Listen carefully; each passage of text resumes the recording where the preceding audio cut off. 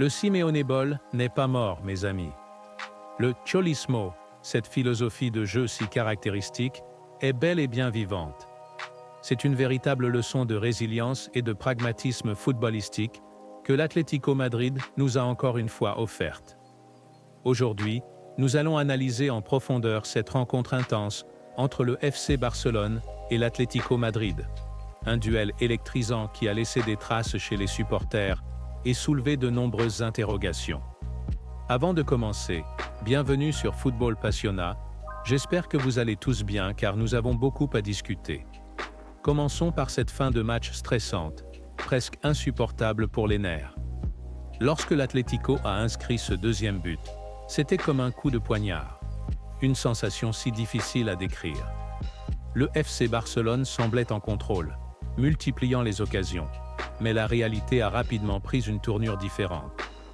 Le scénario me rappelle une autre confrontation mythique, celle entre l'Atlético Madrid et le PSG. Une rencontre marquée par une contre-attaque fulgurante qui a scellé le destin du match. Cette capacité de l'Atlético à exploiter la moindre opportunité est fascinante, mais aussi frustrante pour l'adversaire. Si l'on revient à cette rencontre, le FC Barcelone n'a pas à rougir de sa performance. C'est là tout le paradoxe. Les hommes de Hansi Flick ont été dominants dans de nombreux compartiments du jeu. Pressing efficace, création d'occasions, maîtrise du ballon, tout semblait pointer vers une victoire des Catalans. Pourtant, l'Atlético Madrid, fidèle à sa réputation, a su faire preuve d'une incroyable résilience. Avec 12 victoires consécutives, cette équipe montre qu'elle peut transformer un match mal engagé en triomphe. Cette série impressionnante est marquée par des scénarios similaires, des matchs où les Colchoneros auraient dû perdre sur le papier, mais qu'ils remportent grâce à une combinaison de discipline, de chance et d'une réussite presque clinique. Parfois, il s'agit d'un coup franc, d'une déviation fortuite ou d'une contre-attaque imparable.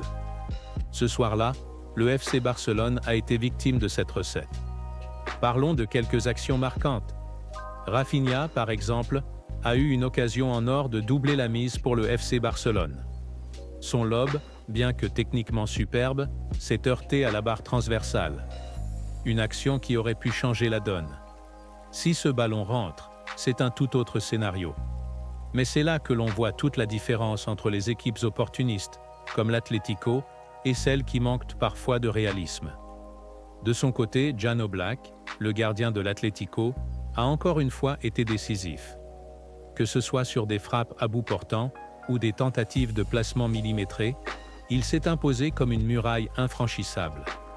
Rafinha a peut-être été critiqué pour ne pas avoir été plus clinique, mais face à un gardien comme Oblak, chaque décision devient un pari difficile.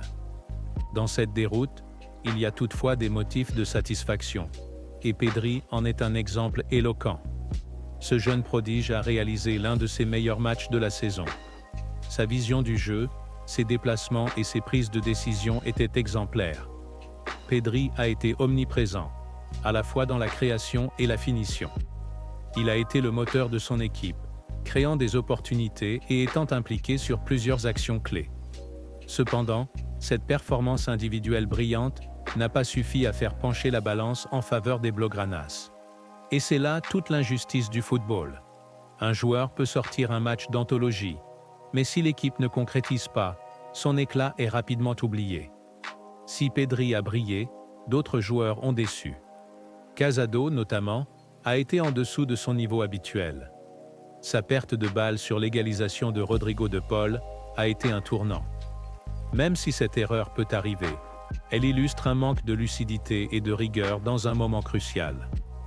En plus de cette action, il a commis d'autres erreurs qui auraient pu coûter encore plus cher à son équipe. Quant à Ferran Torres, son apport offensif a été trop limité. Lorsqu'il évolue sur l'aile gauche, il semble manquer de solutions et de variations dans son jeu. Peut-être faudrait-il le repositionner dans l'axe pour exploiter davantage ses qualités de déplacement. L'absence de Lamine Yamal s'est cruellement fait ressentir. Ce jeune joueur apporte une créativité et une imprévisibilité qui manquaient au FC Barcelone.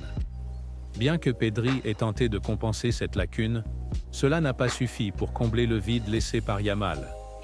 Cette défaite, bien que difficiles à avaler, offrent des leçons importantes. Elles mettent en lumière la nécessité d'un réalisme accru dans les moments décisifs et la capacité à maintenir une concentration maximale tout au long du match. L'Atlético Madrid, avec son style si particulier, montre qu'il n'est pas nécessaire de dominer pour gagner. On est sur le bon chemin. Le contenu est bon. La roue va tourner. Dans le passé, on a gagné des matchs où je voyais des limites dans le niveau de l'équipe. Limites qu'on voyait en Europe notamment. Ce soir on perd mais j'ai pas ce sentiment-là. Au contraire, je vois une équipe forte. C'est ça le plus important sur le long terme. Ça bosse bien. La semaine Bayern-Real nous a fait du mal. Les joueurs se sont relâchés. Ils ont cru être arrivés. Une saison c'est long, et le haut niveau c'est la remise en question permanente. Le positif c'est qu'on n'a pas perdu notre football. Faut rester concentré et on va remonter. Après la trêve, on repart à la guerre. Pour vous, les passionnés de football qui suivez Football Passionna, dites-moi ce que vous avez pensé de cette rencontre. Quelle équipe méritait selon vous la victoire? Quels ajustements le FC Barcelone devrait-il opérer pour éviter ce genre de déception à l'avenir? N'hésitez pas à partager vos impressions dans les commentaires. Merci d'avoir suivi cette analyse. Si vous avez aimé, pensez à vous abonner et à activer la cloche pour ne manquer aucune de nos prochaines vidéos. Rendez-vous très bientôt pour une nouvelle édition de Football Passionna. Prenez soin de vous et à très vite.